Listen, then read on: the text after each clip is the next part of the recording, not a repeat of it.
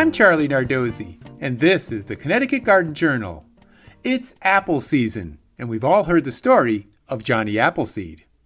According to folklore, he wandered the Midwest in the early 1800s planting apple seeds. He was eccentric, often walking barefoot and wearing a burlap sack. While the folklore is mostly true, I thought I'd elaborate. Johnny Appleseed was born John Chapman in Massachusetts. He wasn't just an errant, wandering appleseed planter. He grew up growing apples. And planting seeds had as much to do with his love for apples as acquiring land.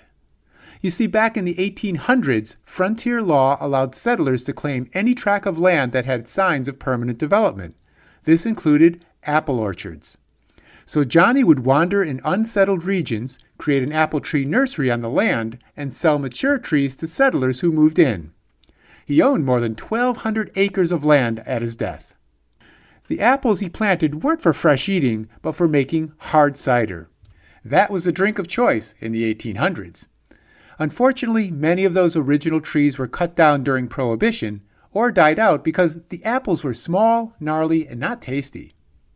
However, you still can buy a descendant of Johnny's trees at specialty nurseries. Johnny Appleseed was a character.